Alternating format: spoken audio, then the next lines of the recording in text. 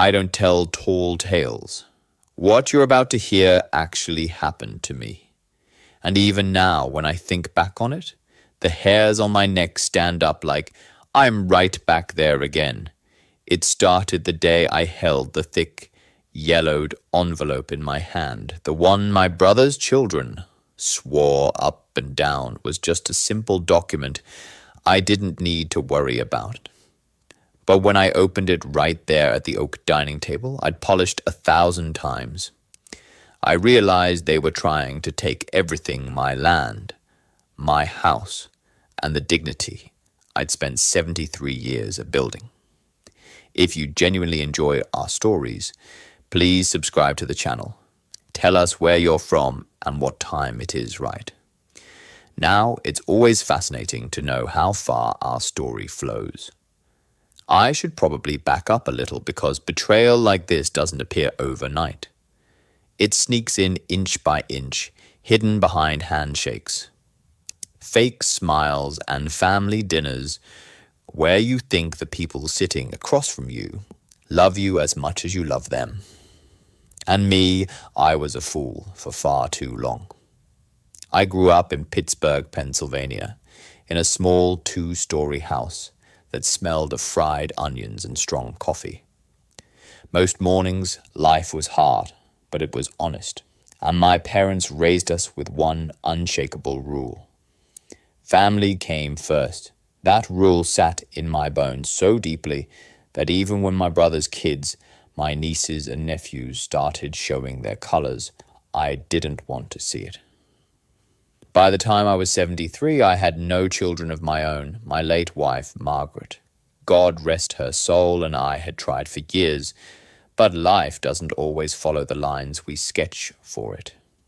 Instead, I poured everything I had into building a life that mattered. I worked nearly 50 years as a machinist at the U.S. Steel plant, back when men were proud to sweat for their wages.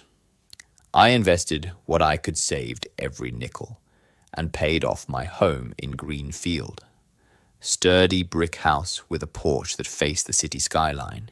If you squinted just right at dusk, that house was my sanctuary. Every creak of the floorboards held memories. The back garden still had the roses Margaret planted, and the garage smelled faintly of the motor oil I'd used on her old Buick, even years after I sold it.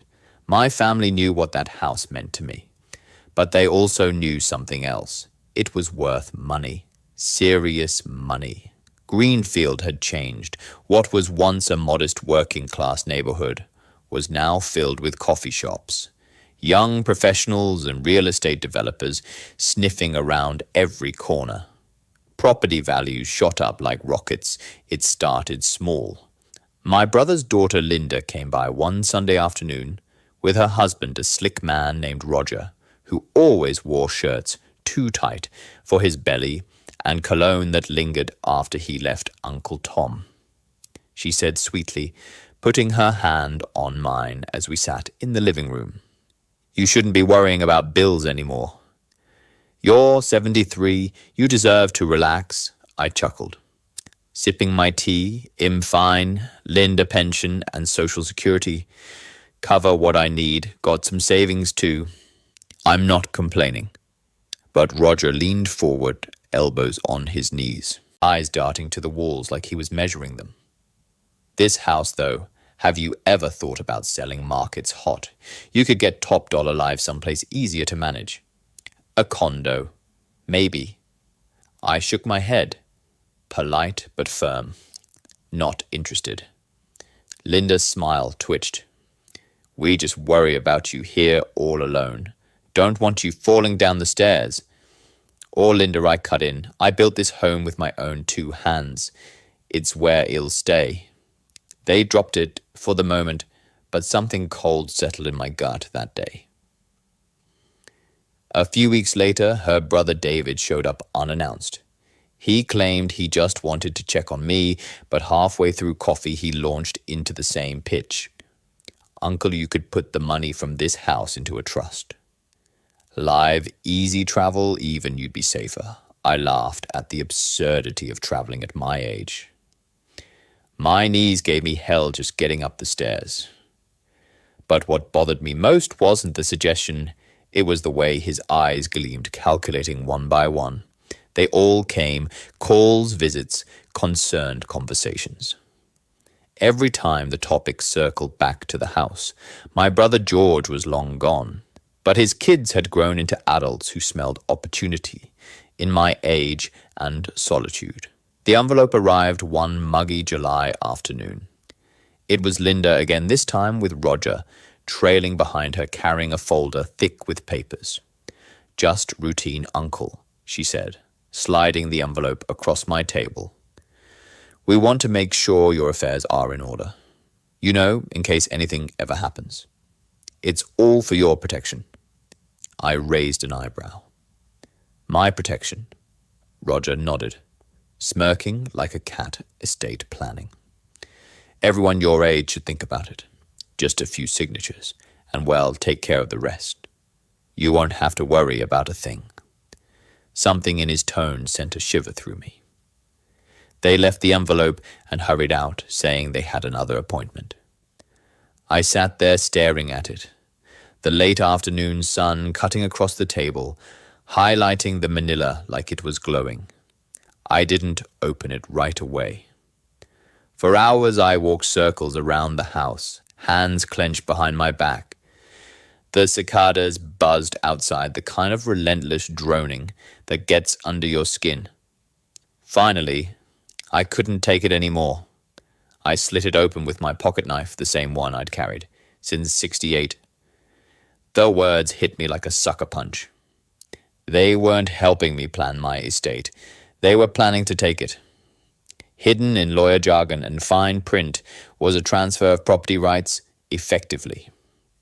Signing my home into a family trust they controlled.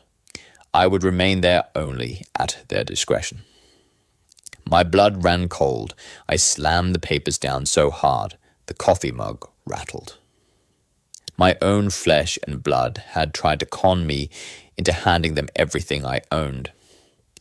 For the first time in my 73 years, I felt something deeper than anger. It was humiliation, betrayal. They thought I was weak, senile, easy prey. That night I couldn't sleep. I sat by the window staring at the city lights, blinking in the distance, my hands trembling with rage.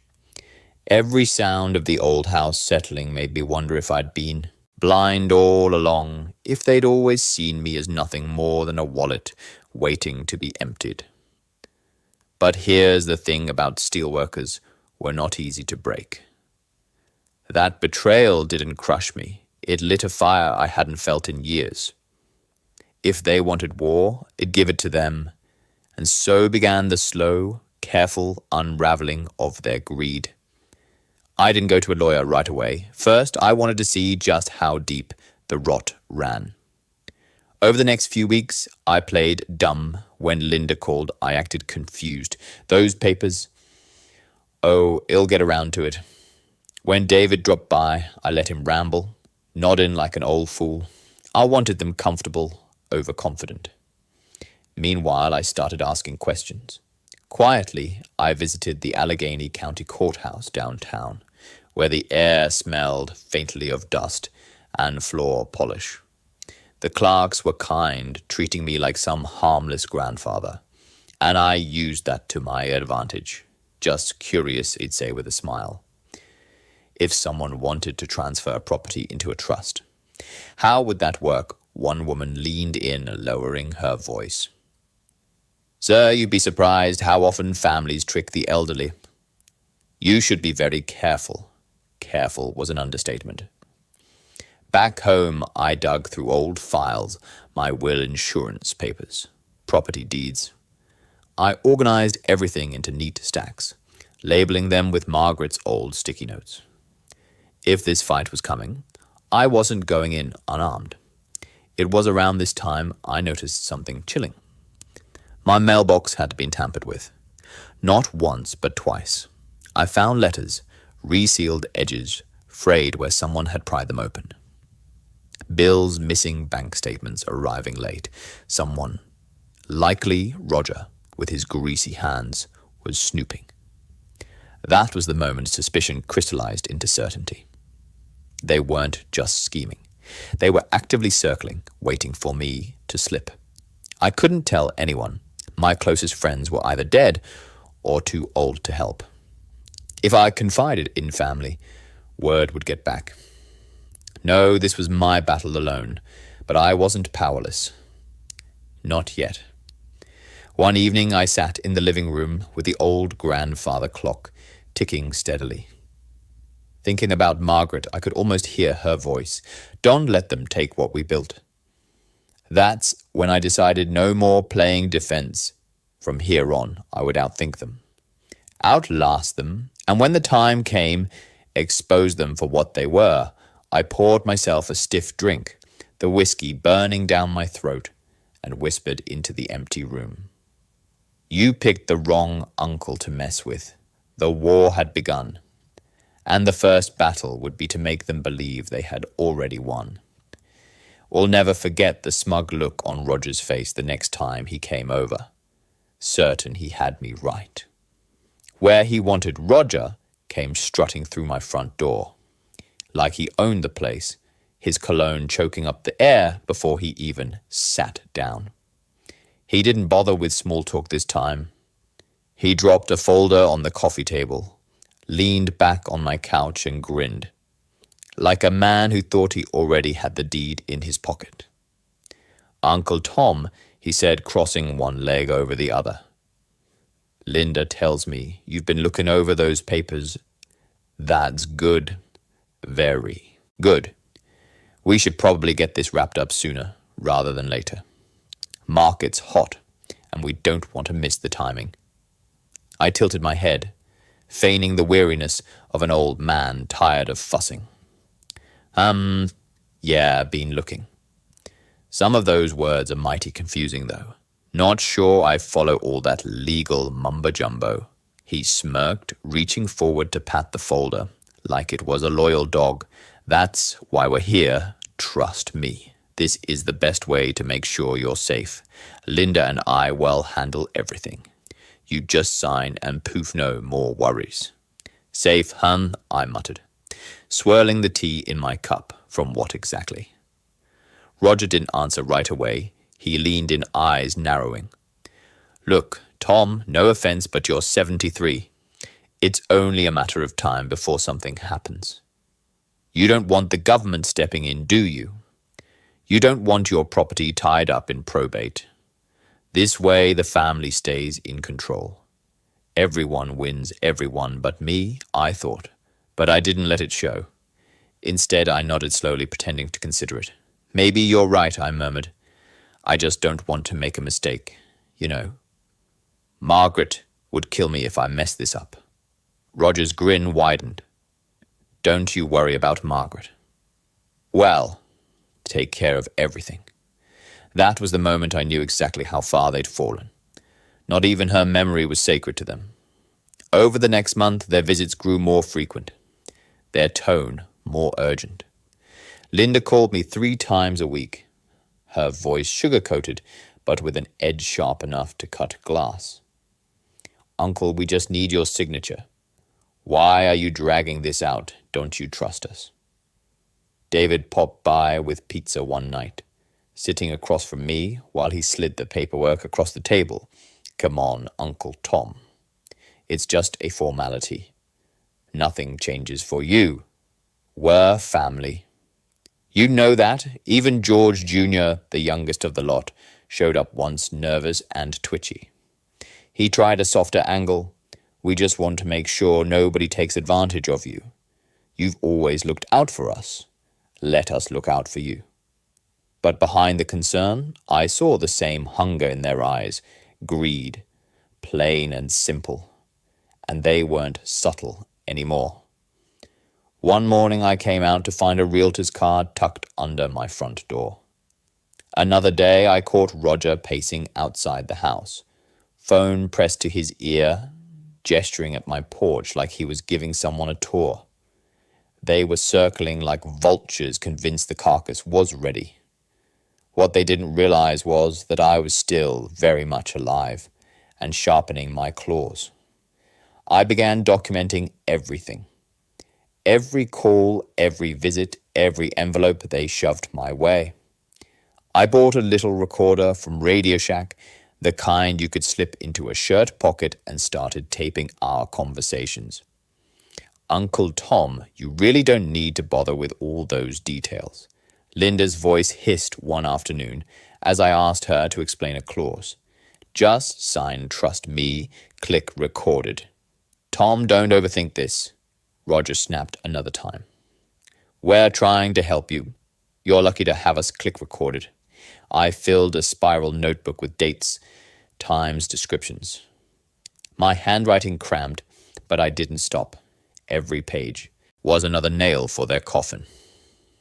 At the courthouse, I made friends with a clerk named Susan. She was in her 40s, sharp-eyed with a kindness I hadn't felt in a long while. I told her bits and pieces of what was happening. Not the whole picture, just enough to get her curious. She leaned across the counter one day, lowering her voice. Tom, if they're pushing you into signing something against your will, that's elder financial abuse.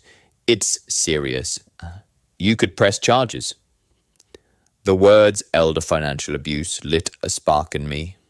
It gave my fury a name, and more importantly, it gave me a weapon. But still I bided my time, because the more I played the bumbling old man, the bolder they became. And the bolder they became, the more rope they gave me to hang them with.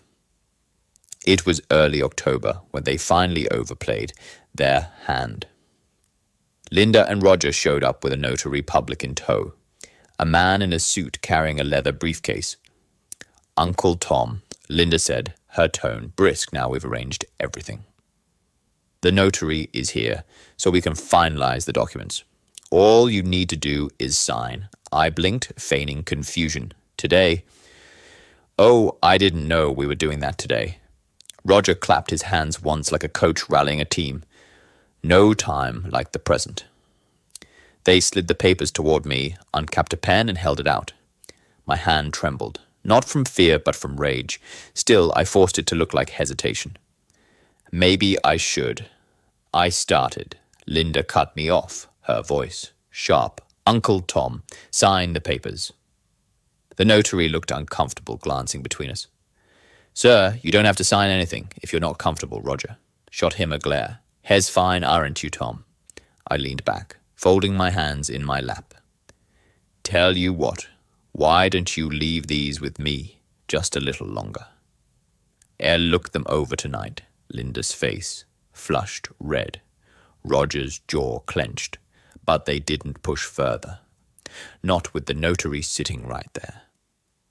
They gathered their things, muttering about how difficult I was being, and stormed out. The second the door closed, I let out a breath. I'd been holding all day. I knew then that they were desperate, and desperate people make mistakes. That night, as the rain tapped against the windows, I opened the drawer of Margaret's old desk and pulled out the recorder. I replayed every conversation, every word dripping with manipulation. You're lucky to have us, don't you trust us? Sign the papers. The arrogance, the entitlement, it all boiled in my blood. I whispered into the dark. Your luck just ran out. Because now I wasn't just collecting evidence. I was planning my strike. The next morning I made an appointment with an elder law attorney in downtown Pittsburgh. His name was Martin Feldman. A stocky man with a non-nonsense demeanor and a handshake that could crush bones. After I laid everything out, the papers, the recordings, the note, she leaned back in his chair, whistling. Lo, Mr. Sullivan, he said. Using my last name with the respect I hadn't felt in months, what your family is doing is textbook elder abuse. We're talking fraud, coercion, maybe even attempted theft. You've got enough here to bury them. For the first time since this nightmare began, I felt a flicker of relief. But relief quickly hardened into resolve because I didn't just want to protect myself. I wanted them exposed. I wanted their greed dragged into the light for everyone to see. So I told Martin, let's not just stop them. Let's make sure they never try this on anyone again. He smiled thin and sharp. Then we fight. And trust me. Mr. Sullivan, well, make it one hell of a fight. That was the moment the tide began to turn. But turning the tide is one thing. Crushing them under it is another. And that would take every ounce of patience I had left in me. The first step in any war is to let the enemy think they're winning. That's what Martin told me after our first meeting, and it stuck in my head like gospel. So that's exactly what I did. For weeks, I let Linda and Roger believe I was teetering on the edge of giving in. I shuffled when I walked, sighed heavily when I sat down, and let my sentences trail off. Like I was forgetting words, I could see the satisfaction in their faces every time they thought I was slipping. What they didn't know was that behind the curtains of my study, Martin and I were building a case that would rip their world apart. Martin had me sign over power of attorney, not to family. But to him, strictly for legal matters, he drafted a rock-solid will that put everything I owned, including my home, into a trust with ironclad protections. The beneficiaries, a veterans' charity, and the local Catholic parish, where Margaret had sung in the choir, not a single dime would go to the greedy hands of my so-called family. Paper shield, Martin called it. They can scream all they want, but they can't pierce this armor. But that wasn't enough for me. I didn't just want to be safe. I wanted them caught red-handed, so we laid a trap. It was a chilly November afternoon when I called Linda, my voice shaky on purpose. Linda, I wheezed into the phone. I've been thinking. Maybe I should just sign those papers after all. Winter's coming and I don't want to deal with the stress anymore. There was a pause on the other end, followed by a rush of excitement. She tried to mask. Oh, Uncle, that's wonderful. You're making the right choice. Well, come by tomorrow with everything. When I hung up, I glanced at the recorder blinking red on the table. Got it all. The next day, Roger and Linda strutted into my living room papers, in hand, smugness dripping off them like sweat. Uncle Tom, Roger said, laying the documents down. All you need to do is sign here and here. Well, take care of the rest. I picked up the pen, my hand trembling, and hovered it over the paper. Then right on cue, there was a knock at the door. Roger scowled. Who the hell? Before he could finish, Martin walked in, briefcase in hand. A deputy sheriff right behind him. Afternoon, Martin said coolly. I understand there's some paperwork being signed here today. The color drained from Linda's face. Roger shot up from the couch, sputtering. What's going on? You can't just barge in like this. Oh, but I can, Martin replied, pulling out a court order. Mr. Sullivan is my client, and this he tapped the stack of their so-called trust papers looks an awful lot like coercion to me. The deputy stepped forward, his presence filling the room. We've received a complaint of elder financial abuse. You two wouldn't know anything about that, would you? The silence was thick enough to choke on. They left in a fury that day, Roger muttering curses under his breath, while Linda's eyes darted everywhere but mine. But I wasn't satisfied yet. This was just the beginning. Martin filed an official complaint with the Allegheny County District Attorney's Office. We handed over the recordings, the notes, the attempted property transfer documents. The DA's office didn't just take it seriously. They pounced on it. Apparently, my family wasn't the first to try stunts like this. Elder financial abuse cases had been piling up, but few victims had the evidence I did. We can make an example of them. The assistant DA told me one afternoon, her voice firm, people like your niece and her husband count on silence. You didn't stay silent, Mr. Sullivan. That matters. For the first time in months, I slept soundly. Of course, word spread quickly through the family. David showed up on my porch one evening, fist clenched, face red. Uncle Tom, what the hell are you doing? You're dragging us through the mud. We're family. I looked him square in the eye, steel in my voice. Family doesn't try to steal from each other. You made your choice. He sputtered, cursed, then stormed off into the night. But his visit confirmed something important. They were scared. Scared people slip up and slip up. They did. The investigation unearthed emails between Roger and a realtor planning the sale of my house before I had even agreed to anything. Bank inquiries showed Linda had tried to access my accounts, claiming she was helping me manage my finances.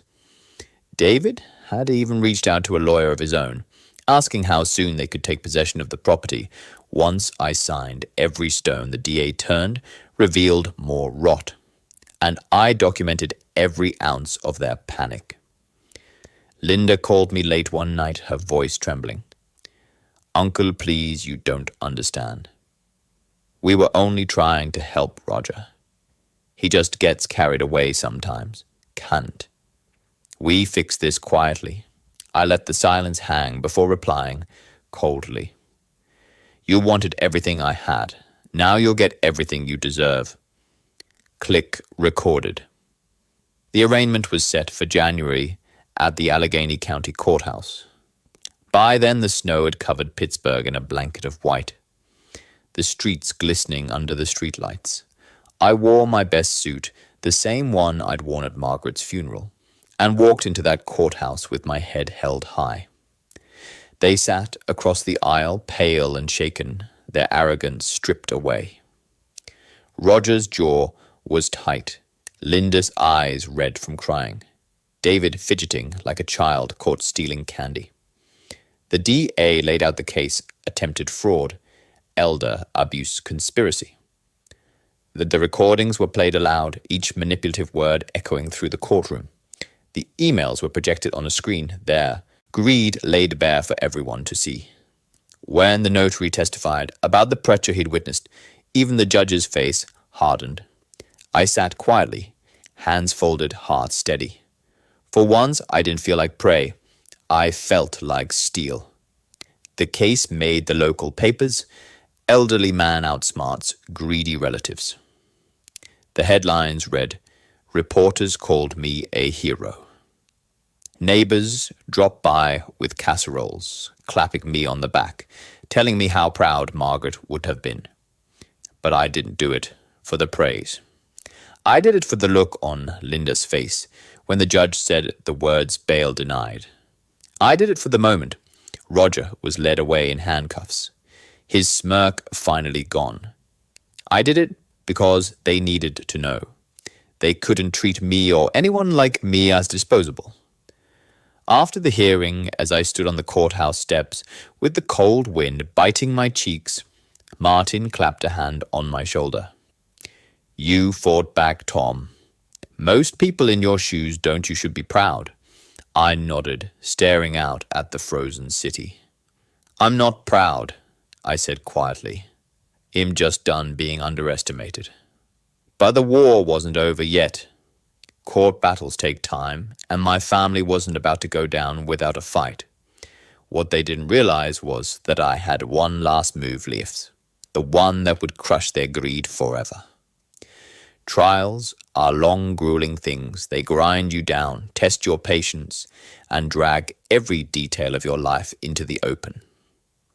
For months, the hearing stretched on. My nieces and nephews tried everything. Denials, excuses, crocodile tears. They claimed I misunderstood that Roger's estate planning was a gift of love, not a scheme, but every lie they told snapped apart under the weight of evidence. The recordings played over and over, their voices dripping with greed. The emails were undeniable. The testimony from the notary, from Susan, the courthouse clerk, even from the realtor, who admitted Roger had been in talks to list my house, It all piled up like bricks in a wall they couldn't climb. Still they fought. Roger hired a slick defense attorney out of Philadelphia, a man who strutted around the courtroom with shiny shoes and a silver tongue. He tried to paint me as paranoid, senile, manipulated by outsiders. He even suggested I'd been coached by Martin to entrap my family. That was the moment I stood up in court, voice steady as steel. "I may be 73, I said, staring the jury dead in the eye, but I'm not senile. I worked a steel mill for 50 years. I buried a wife I loved for nearly as long. I know the difference between help and theft. My family tried to steal from me because they thought I was too old to fight back, but I'm here and am not done fighting." The courtroom was silent. Even the defense attorney couldn't look me in the eye, but court was only half the battle. Outside those walls, I was making sure their reputations crumbled too. You see, Pittsburgh's a city of neighborhoods. Word spreads fast. Greenfield isn't big. And when folks heard what Linda and Roger had tried to do, their social standing collapsed. At church, people whispered and moved away from them in the pews. At the grocery store, neighbors turned their backs. David, who ran a small contracting business, started losing clients left and right.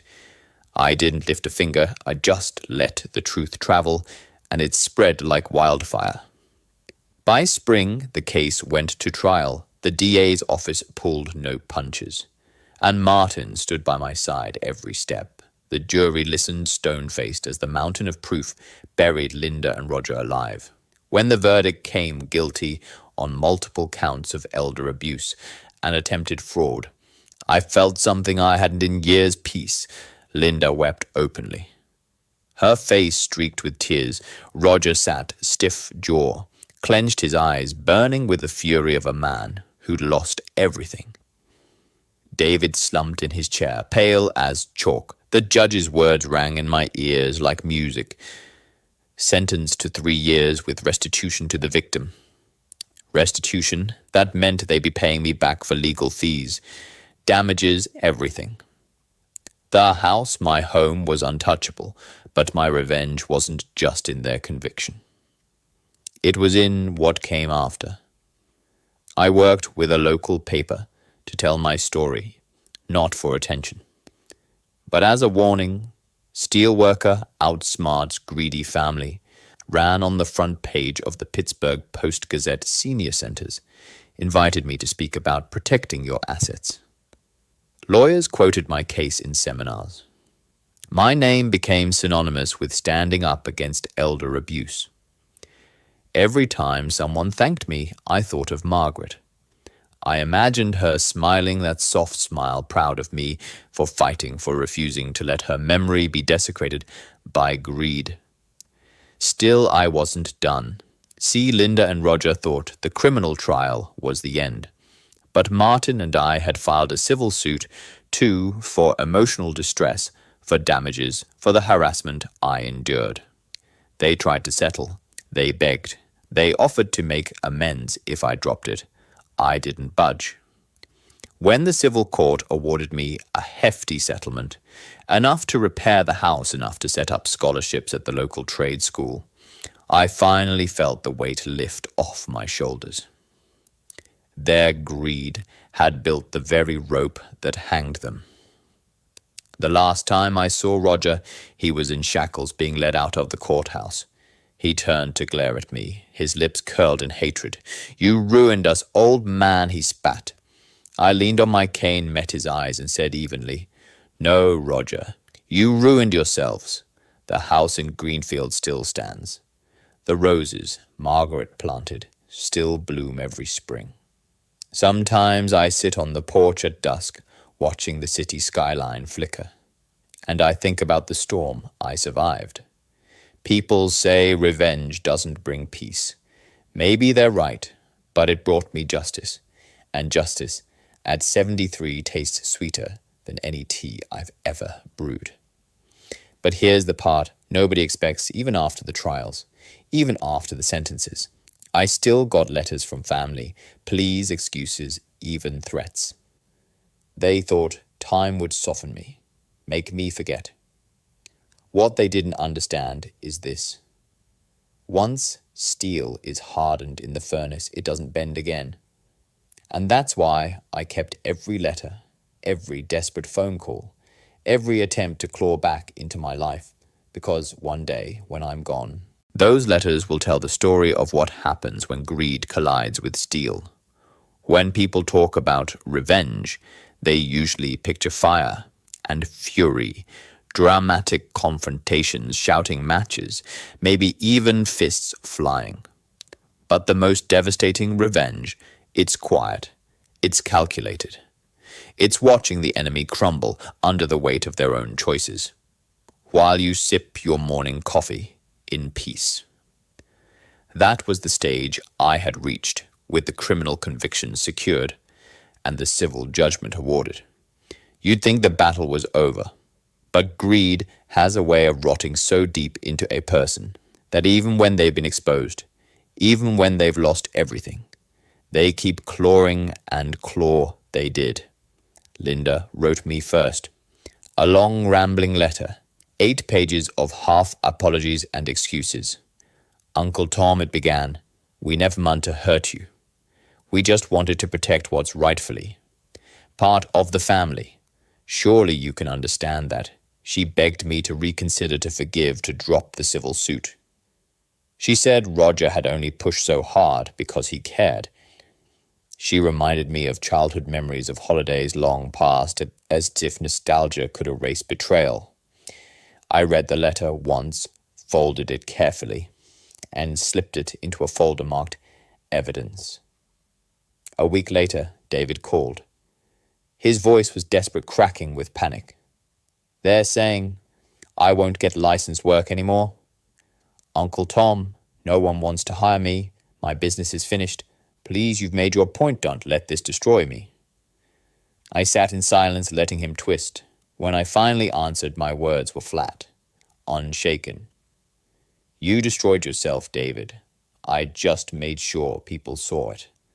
Click, call recorded. But Roger couldn't accept defeat. He had always been the slick one, the manipulator, the man who thought he could charm or bully his way through anything. Even in prison, he sent messages through Linda threats hidden in the guise of reconciliation.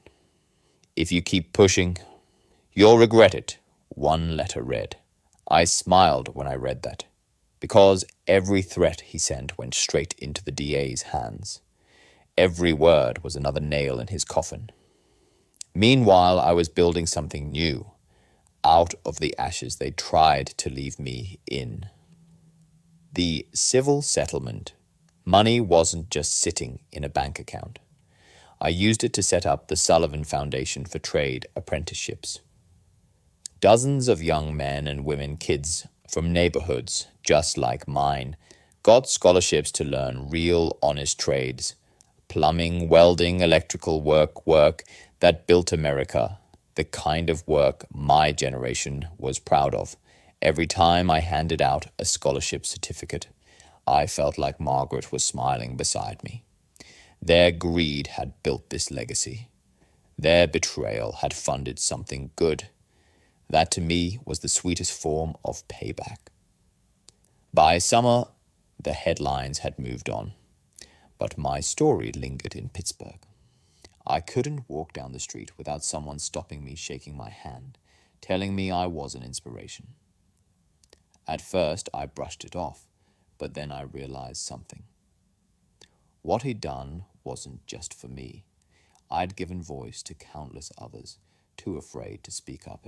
The senior center, a man in his 80s, came up to me, tears in his eyes. My daughter's been pressuring me to sign over my house. He whispered, I thought I was alone, but because of you, I called a lawyer. That was worth more than any verdict, any dollar amount I hadn't in to just crush my family greed. I'd lit a warning fire that others could see from miles away. Still, the most haunting moment came months later. It was a Sunday morning, quiet and cool when I heard a knock on the door. Standing there was George Jr.'s youngest nephew, the one who'd barely played a role in the scheme. His eyes were hollow, his clothes worn. He looked like a man carrying the shame of his entire family. "Uncle Tom," he said softly, "I'm sorry." For a long moment I just studied him. Unlike the others, he didn't try to make excuses. He didn't beg for money. He simply asked for forgiveness. And though part of me wanted to slam the door, another part saw a flicker of the boy he once was, chasing a football across my lawn in the summertime. I didn't forgive him, not fully. But I nodded once, slow. "Learn from this, George. Don't ever let greed make you into what they became." He swallowed hard, eyes glistening, and walked away. I never saw him again. The years rolled on. My health wasn't what it used to be, but my spirit was stronger than ever. The house stood firm, the roses bloomed, and every time I saw the sun dip below the Pittsburgh skyline, I felt the same truth deep in my bones: I had won. Not just against them, but against the shadow they cast over my life. The final letter came the following winter. It was from Linda, again scrawled in a shaky hand.